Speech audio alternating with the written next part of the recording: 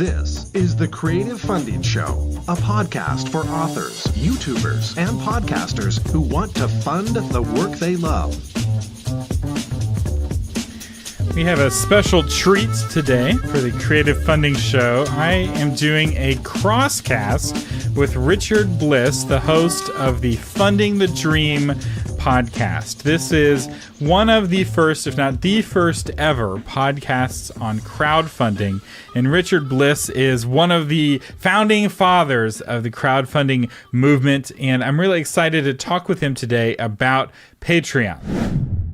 Welcome to a special Crosscast with the Creative Funding Show and Funding the Dream. I'm Thomas Umstattd Jr. And I'm Richard Bliss. And today we're going to talk about Patreon. Richard, you've been on Patreon. You were actually the first Patreon page I ever funded and backed as a patron was the Funding the Dream Patreon page. You were on from the very beginning. I was on from the very beginning. It was one of those things I was looking at because I was intrigued by the idea that there would be a way for creative types to generate income from just doing what they love by giving away content for free, basically. And so, yes, it drew me in early on. As we get into the show, though, I have an apology to make to the audience. But yes, I was in early and kind of excited by what I was seeing happening.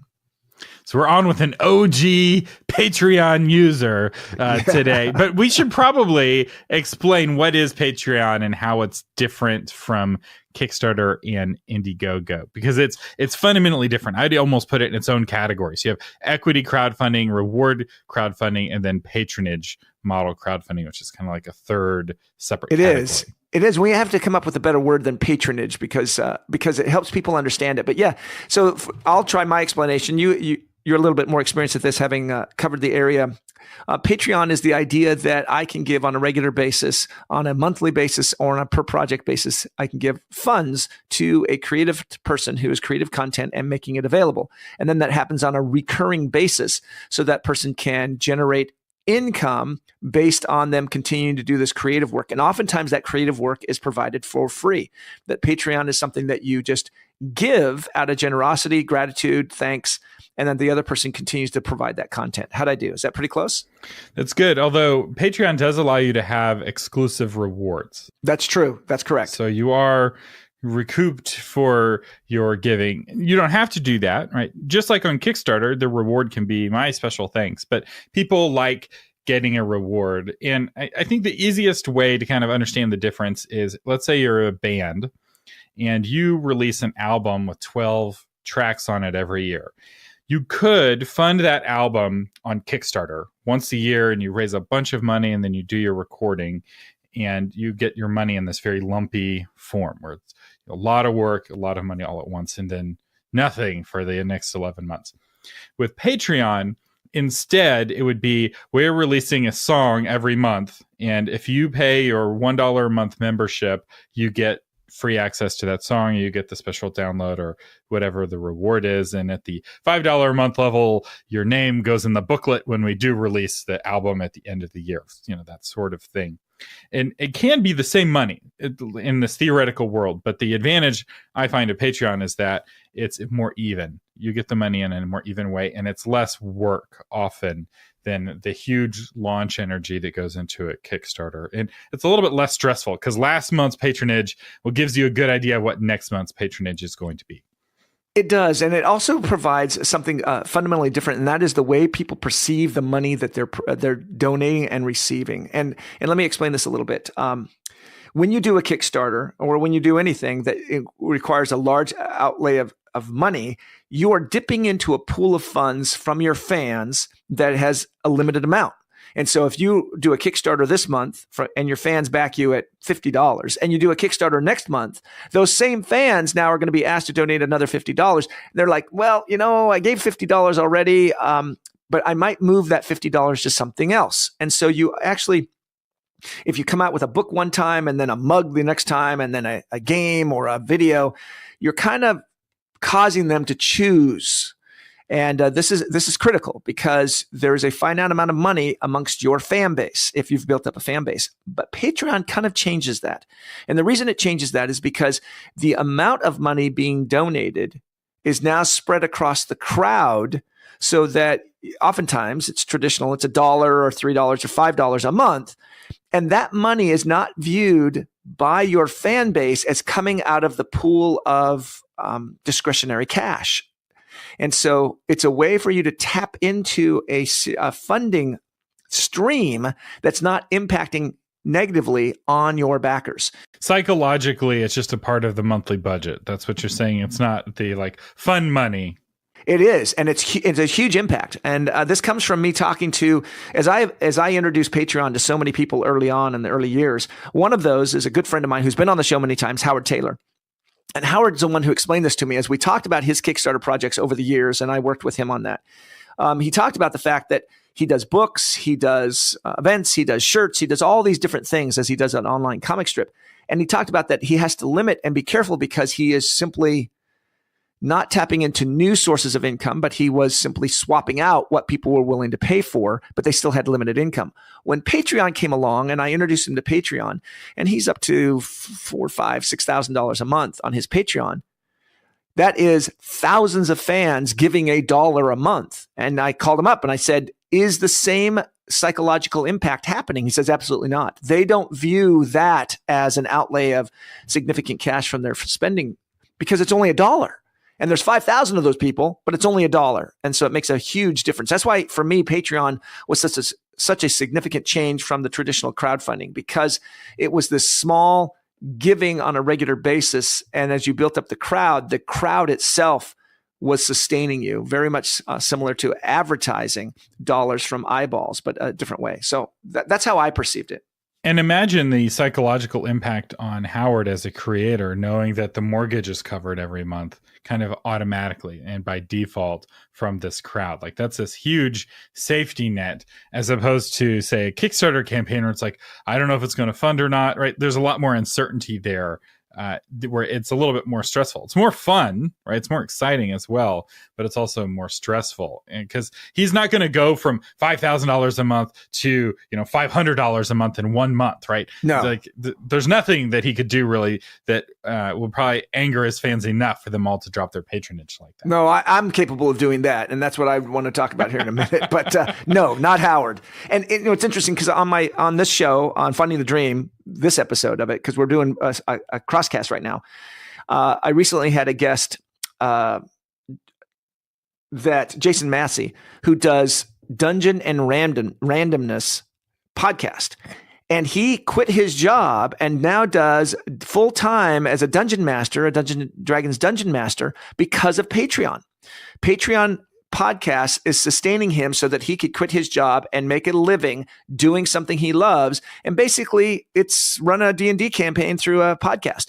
Patreon has changed the way that people can look at earning money, and it's changed the way that we recognize giving money back and forth. It's a great name, Patreon, but it is another evolution of the Kickstarter social economic impact that it's having on our society. That's right. And Patreon's not as revolutionary as you might think. Like in some ways, the idea of attaching the concept of patronage to a membership is revolutionary, but we've had membership plugins and membership websites on the internet for decades now. In fact, on a previous episode of the Creative Funding Show, I had Robbie Jacob Paul from Digital Access Pass. It was just one of the very early WordPress plugins for making people pay to get access to exclusive things on your website. Everything that you can do on Patreon, you can do on Digital Access Pass on your own website if you're willing to do the work, right? Because it's very complicated, it's very powerful, and it requires, setup and configuration. And, it's a weekend project if you're savvy. It's a week project if you're not. Whereas the advantage of Patreon is that while they do get a cut, they have everything set up for you. You just click sign up and you're off to the races. It's a very simple interface. It's simple interface. It's a simple method of providing content, tracking, interactions. It has all the analytics in there. It's a very nice setup. And I think that's why I was attracted. I've been attracted to crowdfunding so early on, is because crowdfunding, as you said, has been around. Passing the plate on Sunday morning at church is crowdfunding, right? So it's been with us in a societal manner for as long as we know. It's just that money And asking and giving are such a taboo subject, have been in our society, that if I were to walk up to you and you knew that I worked in tech and I own a home and I got a car, and then I hit you up for $20 to back my game or my project. In the past, I'd be kind of like, what are you doing? But now crowdfunding like Patreon and Kickstarter and others are allowing us to have a conversation that's very different. I have this passion. It's outside the norm of what I'm wanting to do. Would you support me in that? Becomes a very normal way of doing it. And Patreon's a very easy way of saying, man, it's like clicking the like button. I'm going to click the like button for $1 a month. Okay, that's nothing. And that becomes Patreon. That's why I think the secret of Patreon has been why it's been so successful.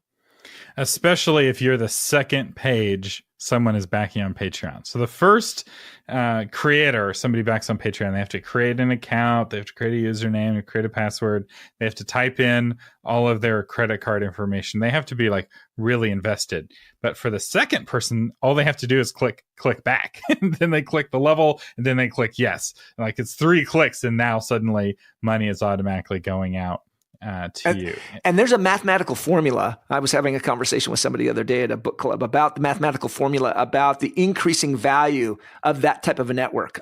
He rattled it off. I can't remember it, but it's the same concept of when I get a telephone, I've added value to everybody else who already has one. When I get a fax machine, I sound like I'm old now, and I am, but when I get a fax machine, I add value to everybody else who has a fax machine. And the same concept is that when you get a Patreon, when you get somebody to set up, if you have content that inspires somebody to go through all those steps of put in the credit card and everything, you have brought value to all the other Patreon creators that are out there because you've just lowered the barrier for the potential for them to coming in. So it's kind of this collective bonus that everybody is benefiting from by putting content out there and getting yourself on Patreon. Yeah, it's the square of n-1. That's what it is. Look at that. You're a smart guy. So the square of 1 is 1, or no, it's just the square of n, I think. It's n squared. Yeah, you don't have to add the -1. But anyway, the more people that are on it, the more valuable it becomes, and the more powerful the company behind it becomes. And there's been some drama about Patreon. But before we get to that, or maybe instead of getting to that, I want to hear about your personal drama with Patreon, Richard, because I know you've had kind of a complicated story. I have on Patreon. Tell us this story. Well, I love Patreon, and I am embarrassed, Thomas. I'm embarrassed because I got on Patreon early, and I had fans jump on board. You were one of the very first fans, and I had others get on board because I really wanted to make this work. I was very passionate about this from the impact in society. But then it's not that I got distracted, but I went through a divorce. I had to sell my house. My studio went away. All of these things changed. And I suddenly was not in a position to bring back or continue the content that I was giving to these fans who had been so generous. And then I got embarrassed because, I could have just turned it off, but it's one of those things where I'll go do that. And I never quite turned it off. And then little by little, fans dropped off. And one of them reached out to me, Brian, who reached out, and he said, look, I was angry with you. Now, he's not angry with me now. That's the good news. But I can understand that. And he said, you kind of let us down. And that's not a guilt trip. That was a fan of the show who came to me and he was out like $10 or $20 or whatever it was. But it was more of a violation of the trust, and that I had let him down. And I recognized that. And so that's where mine comes from, is that as I went through these life changes, I didn't manage the expectations of my audience well. And now I'm, I hate to say that I'm back. I feel like an Arnold Schwarzenegger movie, I'll be back. But I'm in a position now to say, I'm sorry. And I'm going to do my best to make up for it with good content, being a conscientious host, and now getting back on Patreon to give my fans an opportunity participating and being part of that inclusive group. The challenge is, and I'm not saying I'm not going to do it, is that it takes a lot of time to stay on top of these things. And the good news is that because of the change in my work status as an independent consultant now, I have the time to focus on this. And so the show has gotten back up to speed. This episode The Patreon is now starting to climb back up, and I've had a few backers just recently starting to add to that. And so I feel encouraged. I was up to, I think the peak, I was up to $260 a month as I experimented with it. And I think now it's dropped down to, I think I have 14 Patreon backers now, which you can see. You can go out and look, but it is embarrassing that I failed. And is how I feel about that. That's where that comes from. Because one of the things is you had Patreon allows you to fund in two different ways. You can do it on a per thing basis. So you pay per podcast episode, or you can pay per month. And you had it on pay per month. And so while you were kind of on hiatus with your divorce, which I don't think you announced on the show. I did not. I don't think you ever said, yeah, hey, I'm going through a divorce, cut me some slack. You just kind of went dark, which, I get, but it was like people are paying every month and there's no content that's associated with it. Yeah. Right. And so it's interesting. I'm pulling up your graph on Graphtreon. Thanks. I don't even know what that is. All right. So, let me go look. Graphtreon is like it's like the kick track of Patreon. It's the exact same sort of thing. It takes your Patreon numbers and it creates all kinds of cool charts, but it's got some interesting historical data. And one of the things that we see here is the power of like recurring revenue. And like, while you did lose patrons when you weren't creating content, it didn't fall off a cliff. Like you still were bringing in, $150 a month, several months after you had stopped creating content. And that's what I mean by Patreon being a really reliable source of revenue, because people are not quick to cancel. And that's why there's the embarrassment, is that these people were paying me money for something I wasn't giving them. And now I have to figure out a way to bring it back. And I think the best way to bring it back is, one, is to be open about how I screwed up, and two, to now go fix it so that I don't screw up again. Because it's been amazing. People reached out and apologized that they were canceling their Patreon. They apologized to me. I'm like, no, the apology goes the other direction. I'm apologizing to you. But the fans were so, and continue to be so appreciative that I was touched by that. And I want to make it right. And then one of the other things is that with my show, and I know you do a lot of podcasts, is that now I see this as an opportunity for me to not do it full time, but do it strong enough that I generate benefit that people are willing to pay for. And it's not just an experiment. It's not just something I'm trying, but it's something that I'm dedicated to. So that's what we're going to try. So there you go. There's my story a little bit. I don't like talking about it necessarily, but I felt that the fans and the listeners needed some kind of explanation.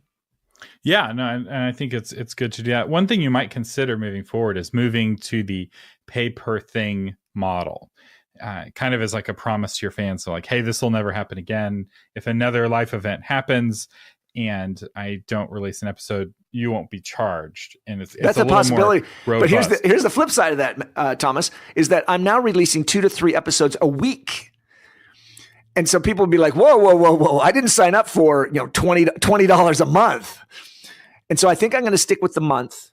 I am going to stick with the month. And it's just going to be, as I tell people, whenever you go through an event that causes a loss of trust, whether it's a divorce, whatever it might be, and in this case with the Patreon, there's only one sure way of solving that, and that's with time.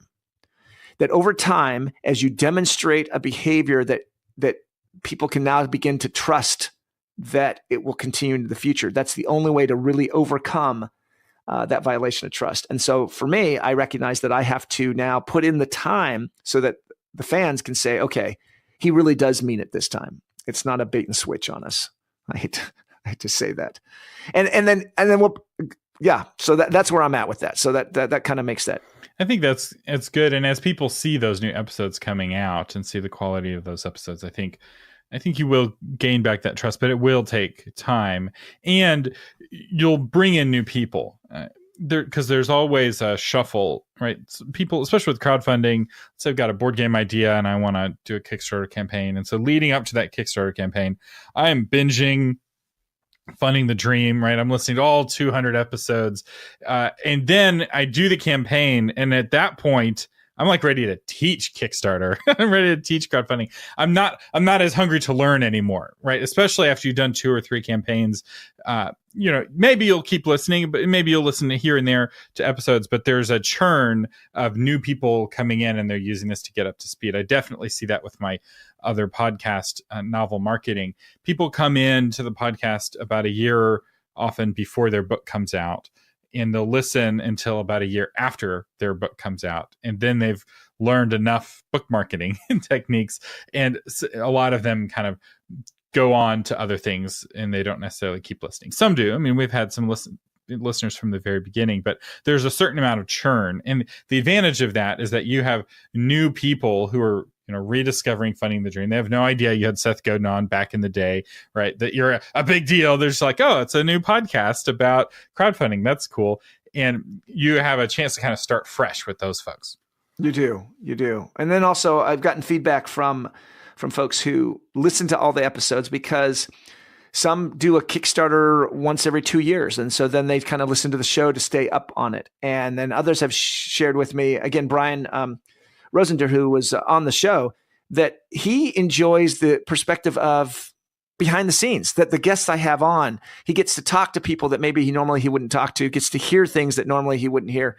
And it's that kind of insights that people are in the industry. Because, my podcast covers a wide spectrum, but it tends to focus on the board game industry, because that continues to be one of the hottest growing areas of crowdfunding. And so I provide just a little bit more than here's how you do Kickstarter, but here's some things the impact is having. And one of my guests coming up will be the comic book industry and some in the film industry as well, as they continue to see success. And for those of you listening on the Creative Funding Show version of this Crosscast, because this episode is going out to both podcasts, here's the reason why you should subscribe to Funding the Dream, even if you're not into board gaming. And that is, the board gaming community on Kickstarter has been the most innovative community across all of the categories. They're the ones who invented stretch goals, right? That was not a thing until some board game came up with it. And Richard, I think you had the original stretch goal campaign on your show, or one of the really early ones.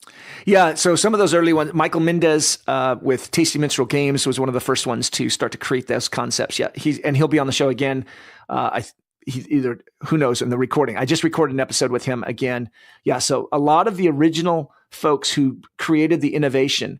And then when Kickstarter reached out to me and asked me to actually do a Kickstarter of my podcast back in 2012, a long time ago, they confided in me that stretch goals, advertising, a lot of these different things were new to them. They'd never seen anybody advertise a Kickstarter campaign before. They'd never seen somebody doing stretch goals before. So the board game industry continued to innovate, and continues to today innovate, as it's, up to $150 million, $160 million last year of funding on Kickstarter. So it continues to be very successful.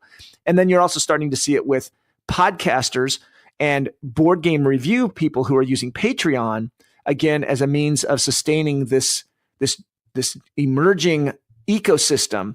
I call it the crowdfunding ecosystem, or the Kickstarter ecosystem, that Patreon is such an important part of. As you're seeing more and more podcasts and video reviews of board games becoming sustainable or sustained by Patreon. And so you just continue to see this evolution. And it's interesting to see how Kickstarter and crowdfunding have been changed by board gaming.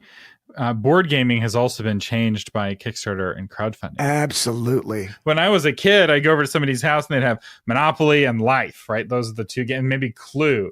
Now I go over to somebody's house and they have Exploding Kittens. I was like, wait, how did you have Exploding Kitten? How do you know about this game? I was like, oh, well, I saw it as a Black Friday sale on Amazon. I'm like, why was it a big deal on Amazon? Because it had already sold millions of dollars on Kickstarter and had this huge launch for a brand new game that's now become a phenomenon. And it's really shifted the way that people play board games, and a number of board games that people own. And I was at somebody's house the other day, and they had gotten rid of their TV in their living room, and instead they had like floor to ceiling board game boxes. And I'm like, this is a house I can get behind. Yes. And as we talk about those you're absolutely right, because when we talk about those board games, it is transforming. If you go out on the Kick track, there's about 300 board game projects live every 30 days on Kickstarter. Half of those are going to fund. So 150 new board games on Kickstarter alone every month.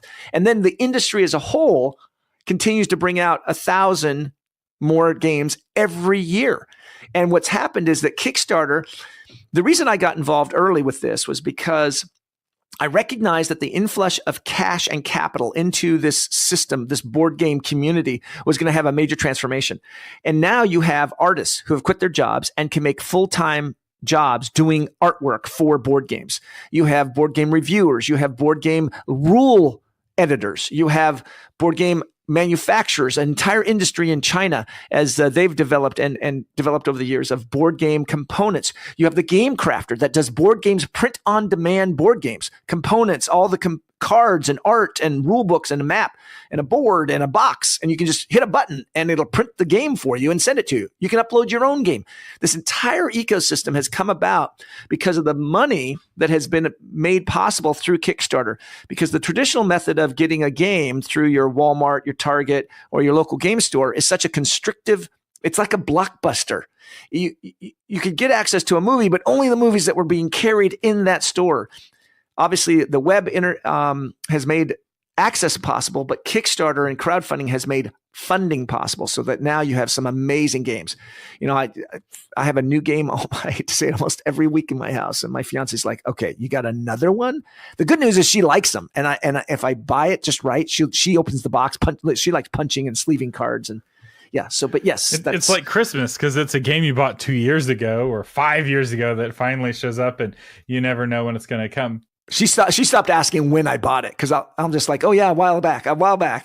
We're almost out of time, but I do want to kind of tie this up with a quick conversation about Kickstarter or Patreon, or Indiegogo or Patreon, because I don't feel like it's always an either or. I feel like one is a better fit for you depending on what you're creating. And you may have some different thoughts on this, but from my perspective, if you are constantly creating and you have a constant set of expenses, Patreon's probably a better model where you're constantly getting money.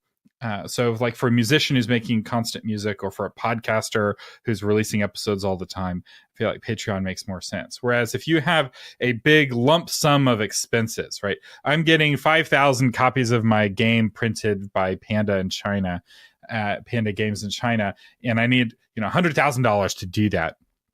Patreon's not great for that, right? You're not going to get $100,000 overnight on Patreon, but you could on Kickstarter, where Kickstarter is really good if you like for the big surges, with like if you're releasing a physical good that requires manufacturing into the world. And that doesn't mean you can't have both. And some people do have both. Like they're creating a digital thing, you get the digital thing, and then the print version of that thing goes out on Kickstarter. But I feel like for most people, they're going to do one or they're going to do the other. Richard, your thoughts? My thoughts are, I say this all the time, and that is crowdfunding is not about having a funding problem. Crowdfunding is about having a crowd problem. You can beg, borrow, or steal money. Don't recommend the last one, but you can do it. But you cannot beg, borrow, or steal a crowd. And so the question then is, where does your crowd exist, and how do they perceive and interact with you? And if you've got a crowd that has been with you a long term, then, and I learned this from Amanda Palmer watching her TED Talk, give them an opportunity of saying thank you. And sometimes if you're creating content on a fairly regular basis, Patreon's a perfect way for your fans with a minimal impact to them to say thank you, that they're able just to continue to give as you create something. When I did my Kickstarter campaign, I asked somebody who gave me one of the highest pledges, why are you doing this? And they said, because of the content you provide for free is so valuable, I will pay you money so that you keep providing it for free. That's a great way for you to stop and say, okay, am I providing to a fan base that I can continue to provide for over time, Patreon?